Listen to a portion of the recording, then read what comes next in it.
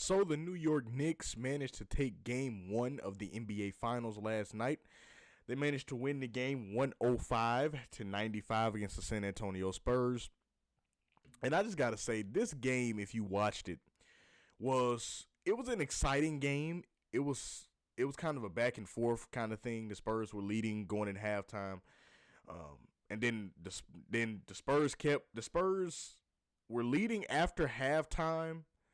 But it was one of those leads after halftime, at least, where like going into the third quarter, like, yes, San Antonio had the lead, but it was like both of the teams weren't making shots. So it was like the Knicks might go down, they might try to pause on that, but the Knicks might maybe go shoot a three and they miss it. The Spurs come back, they try to shoot a three, they miss it. Knicks get the rebound, and it's just kind of a back and forth. A back and forth miss off, if you will. So that's how the third quarter started off. Like, no team could make a shot. The Spurs were still leading, but no team could make a shot. So both teams kind of stalled on the momentum side. Then after a couple minutes in the third quarter, then the Knicks started to get it going. They went on a run and start to, show they still had signs of life. And when they had that run, it's funny. When they had that run, Jalen Brunson had this like drive to the rim, stop floater that like he normally does that. Like, just go to the rim, stop, floater. He gets you off your feet and then he just floats it up over you. That's his shot. But he did it and it was so funny. This is kind of like off the topic of the game, but he did it in a way to where his defender was right up under the basket. So when he did it and his defender jumped, his defender's arm like hit the rim, so he couldn't even block because his arm hit the rim and had to come back down.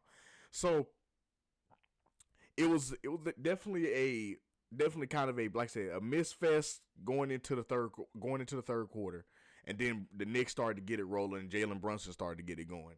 And down the stretch, it once again turned into a back and forth thing. But this time, a positive side. It was a back and forth lead battle, if you will. So it seems like the Spurs would get a little momentum, and it looked like, okay, maybe the Spurs can run away with the game. And then the Knicks would get a little momentum. Okay, maybe the Knicks can run away with the game. And it kind of was just a back and forth thing.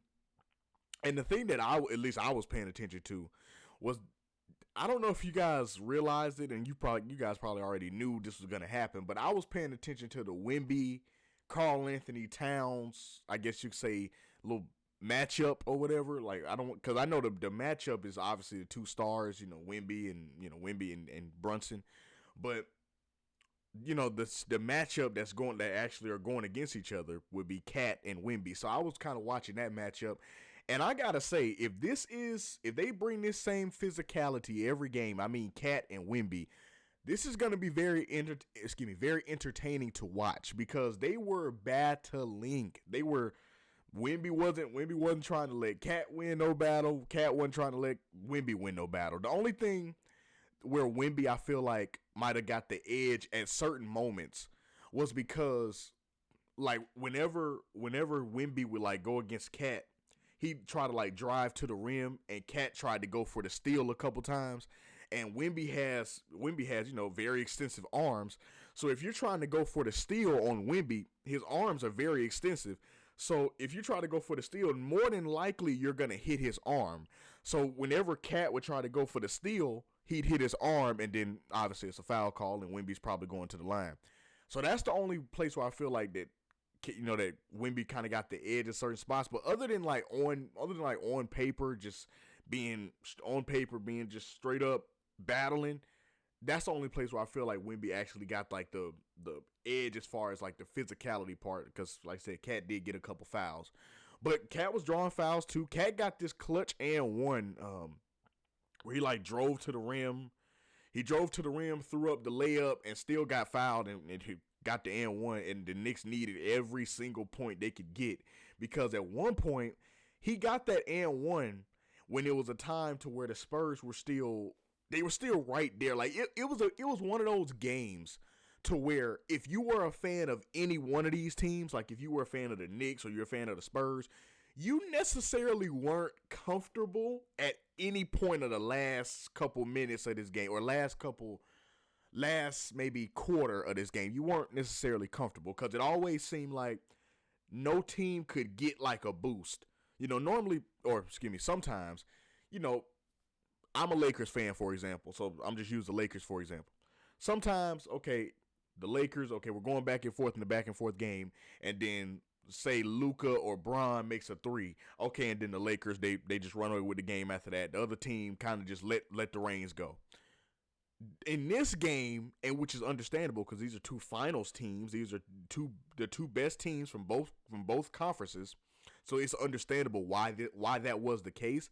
But every time the Knicks would get like a little 5-point lead, the Spurs come right back.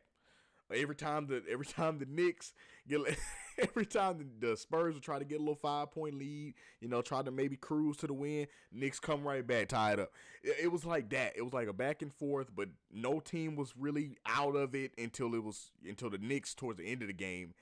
And what happened with that towards the end of the game? I'm gonna just keep it real with you guys. Towards the end of the game, the reason I personally feel the Knicks won was because one team had Jalen Brunson and the other team didn't. It was just that simple. Jalen Brunson down the stretch. When I say closed this game,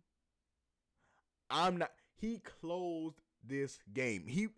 I don't know, obviously you talk to him or know him personally, but I can tell from the way he carried himself, his persona, the way he was, his energy was. I could almost guarantee his mindset was, yeah, I'm finna go close it. Because he got injured early in the game. So he just kind of had this energy to where it was like, you know what, I'm just finna go close it. And the Knicks role players, which they have done all playoffs and all season, of course, they did a great job of helping out when needed.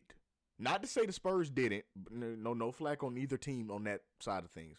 But I'm just saying the Knicks did it extremely well, and they did it, in my opinion, better than the Spurs did. Because the Knicks, whenever Brunson would go get, say for instance, like a mid-range pull-up, right? The other end of the court, sorry about that. The other end of the court, the Knicks somehow get the rebound over Victor Wembanyama. Which is not an easy task to do. So somehow they would make something happen, or the Knicks get like a 3-point lead. The Knicks on the other end of things try to get a steal, or they somehow block a shot, or they send a shot back, and the Knicks get the ball back. And it was a lot of times, I'll be honest, it was a lot of times where I kind of felt like the Knicks might have let some chances go.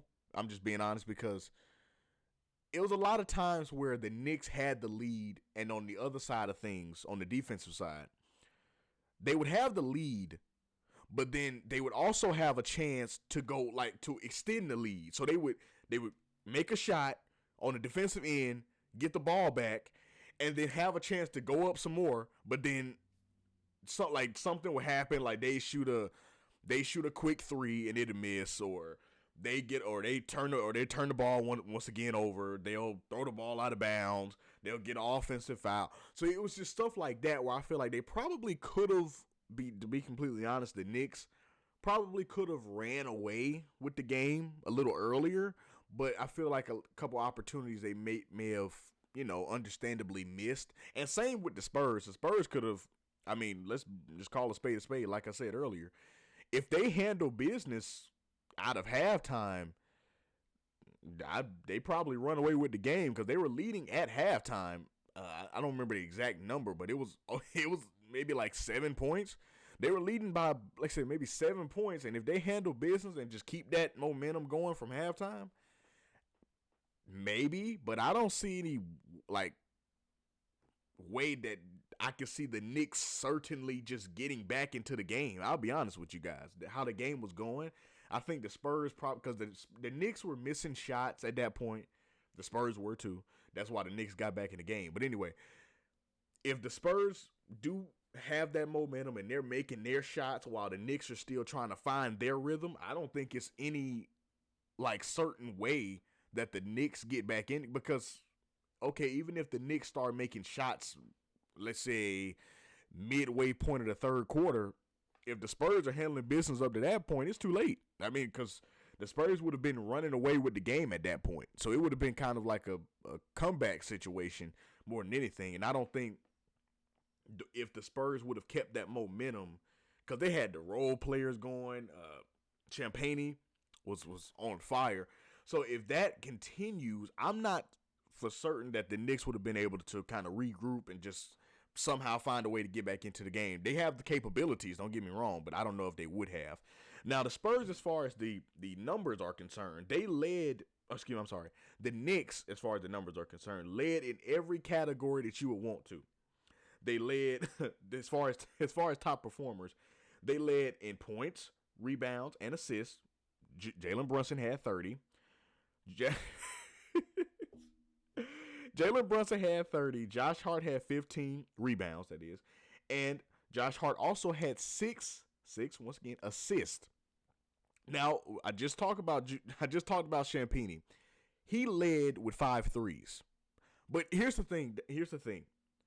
He led with 5 threes, but I felt like, for whatever reason, and maybe this was probably more on the Knicks defensive side, just being honest with you, I feel like the Spurs didn't, like, they had chances. Like, they had chances to get other players involved. But I feel like the players didn't take the opportunities. I'll explain it after I get to the stats. But yeah, the Knicks led in three of the categories you want to lead in: points, rebounds, and assists. Once again, 30 points for Brunson, 15 rebounds for Hart, and 6 assists for Hart as well. As far as the stats for the Knicks, Miles Bridges had 9 points and 3 rebounds and 3 assists. OG Anunoby had 17 points, that is. Karl Anthony Towns had 18 and 12. Josh Hart had 3 and 15. 3 points and 15 rebounds. And Jalen Brunson had 30 points and 3 rebounds with 2 assists as well. And then, of course, the Knicks role players came to play. Landry Shamet had 13 points. McBride had 6. Mitchell Robinson had 2. Jose Alvarado had 7. And that was it for the Knicks side of things. Now, on the Spurs side of things, I'm going to explain what I was talking about when I get to the Spurs side of things. So, Champagnie had 16 points, 10 rebounds. Okay. Victor Wembanyama had 26 and 12. Okay. 9 and 9 for Vassell. 9 points, 9 rebounds. De'Aaron Fox had 7 points and 4 rebounds. Okay. And Castle had 17 and 8. 17 points, 8 rebounds. Dylan Harper had 16 points, 8 rebounds as well. Harrison Barnes had no points and 2 rebounds. Luke Cornett, no points, 1 rebound. And Johnson had 3 points. And Bryant had 1 point. But here's what I mean. If you caught the flow of the stats I was just talking about with the Spurs, let me explain it. If you don't want to hear the numbers, let me explain it in real world terms. Let me explain it like this. So Victor Wembanyama came to play. Okay, he's the Spurs' best player. He gonna come to play, right? That's understandable. Now, the Spurs role players, the supporting cast, everyone knows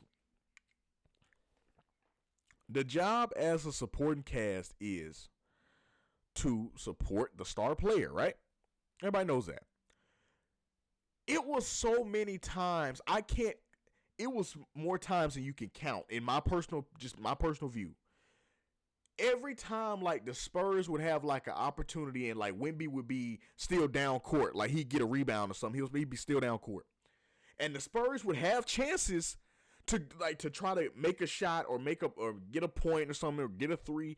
They would have chances to score or whatever. But for whatever reason, they wait. Like, they wait and hesitate, like, to make sure that Wemby, I guess, like, approves on the shot. Like, I assume they're trying to make sure that Wemby gets the rebound, which is understandable. But listen, if you have a chance to score, take the chance. It like if you miss the shot, it's okay. Listen, it's fine. If you miss the shot, it's okay. Wemby is still down court. He's still down court for defense. Not too much is gonna happen on the defensive end of things. So just shoot the shot if you have a chance to shoot it. Don't hesitate. And it was so many times like the Spurs would have a clear alley, a clear lane to shoot, but they pump fake and then they like look they're like looking for Wemby like to make sure that he's in position. Like it's just listen, we're playing basketball. Just take the shot, and who knows? Maybe that's their formula. Maybe they feel like that we have a better chance of shooting when Wemby is in the vicinity, which is true. I mean, his extensive arms would probably get the rebound every time, but I think the Spurs, just from the outside looking in, I think they need to maybe chill out on the hesitating part. Like I get it. I understand. I get it. Wemby is an extremely talented player. He's a floor raiser. I understand all of that. But chill out. Like it's okay. If you miss, it's fine. If you miss, hey, get back on defense and we'll try it again next time. The Knicks also had moments like that, but that's because Wemby was under the basket, so they just didn't want to get their shot blocked. So they were kind of hesitating, and like they would run to the rim and then run back out because they didn't want to get their shot blocked if they tried to go for a layup or a fadeaway. Now, but the Spurs, you have Wemby on your team, so there's no point of you trying to hesitate because I mean, Cat is all world as far as talent, but Cat isn't as tall as Wemby. So if you can get to the mid range, shoot the mid range. Like, why are you hesitating, trying to, like I said, wait for Wemby to kind of, I guess, sign off on the shot or whatever. Just take the shot. Listen, do what you've done. Do what you've done as a basketball player. If you have the shot, take it. You have the shot, take it. It's okay. If you miss, you get back on defense, and we'll try it again next time. Wemby does not have to be in position to grab every rebound for you to feel comfortable to shoot a shot. Even he had a great game overall, but even Champagne at the end of the game, he kind of had a couple possessions where they throw him the ball, and he'd be, in my opinion, in a good position to like shoot and just let the shot go. But he grabbed the basketball, and he would he look at the basket and then pump fake and then just start running. You have good opportunities. That's the one thing I see on the Spurs. The Spurs have a lot of good opportunities to shoot. It's just, I feel like the hesitation, maybe, and that's understandable because once again, this is their first time in the finals, So maybe the pressure's there. They don't want to, especially they're at home, so you don't want to hear the fans kind of, criticizing you and, you shouldn't have took that shot. You know how it goes. You shouldn't have took that shot, or we lost because you did that, or we lost because you did. You don't want that pressure. So you want to play in the flow of the game. However, I hate to use this cliche, but it's got to be done. You miss 100% of the shots you don't take. So yes, you can miss that corner three, and it might be pivotal. Pivotal. It might be pivotal if you miss that corner three. No doubt about it. But if you make that corner three, this arena is going to go crazy. The fact that you just tied up the game or took the lead for the game, and you might have just gave your team some momentum because you had the internal composure and the mental stamina to know, okay, you know what? I'm in this moment. Let me take this shot. And you manage to make it. Or if you miss it, like I said, it's okay. Everybody misses shots. Wemby missed shots. Everyone makes mistakes. Wemby, in my opinion, the point where the Knicks, it was sealed the deal, it was off Wemby. It was off Wemby kind of falling. It was weird. He got the basketball, but somehow he was, I don't know if he was trying to dribble, but he got the basketball and Josh Hart just, I believe it was Josh Hart. The Knicks just stripped it. He got the basketball and he went right, like trying to dribble, and somehow he ended up on the floor and the basketball just rolled to the Knicks. It was like, okay, well I guess that's it then. He slipped and the basketball just rolled to the Knicks, and that was the steal they needed to seal the deal. So everyone makes mistakes. I just feel like the Spurs need to maybe make a more, which I'm sure they will in game 2, make a more certain effort to just make sure that, like, in those moments that Wemby, because you got to think, Wemby's feeling pressure too. Wemby don't want to just feel all the pressure alone. Wemby shot a 3 that kept the Spurs in it. Wemby was trying to get rebounds. Wemby was trying to set up plays and all that. Wemby wants y'all in the battle with him. So don't feel like that. Oh, we gotta make sure that Wemby's here so he can sign up. No. Be in that war. Be in that battle with him. Down the stretch of the game, when Wemby making a 3, the next time down the court, the only thing in your mind should be, if I get an opportunity, or if we get an opportunity to shoot this basketball, we're going to try to match it and with a 3 so we can get this momentum going.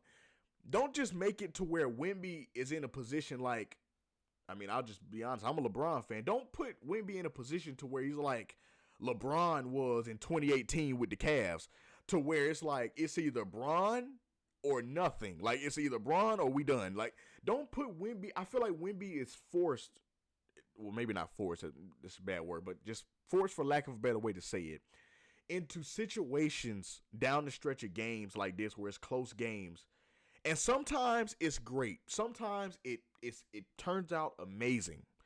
But a lot of times it can turn out like last night did, to where Wemby is kind of put in this position where he feels like he's the only guy and the pressure's there, to where he got to make something happen, to the point to where when he doesn't, the rest of the team is kind of like, oh, we don't know, because you ain't make nothing happen. We don't really know. So you don't want to be in a position like that. So I just say, which I'm sure they will game 2 once again, but just help Wemby out, man. Like, help Wemby out.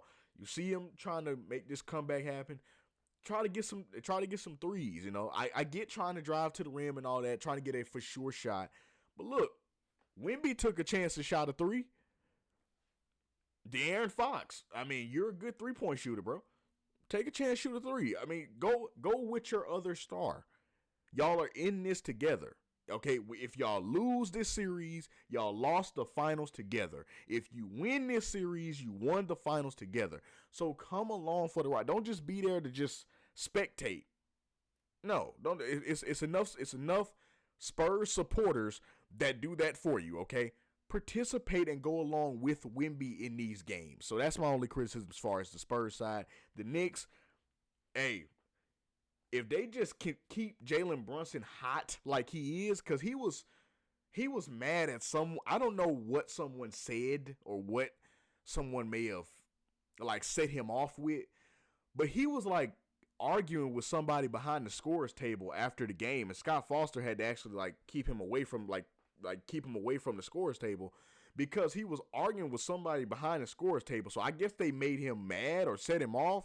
And Jalen Brunson went off, as far, not even verbally, I'm talking about he went off as far as closing this game last night. So if he continues to keep that attitude, that nothing to lose mentality, that I'm here to win, I'm here to dominate, and the Knicks keep coming along with him like they do, the Knicks might be in store for that NBA championship.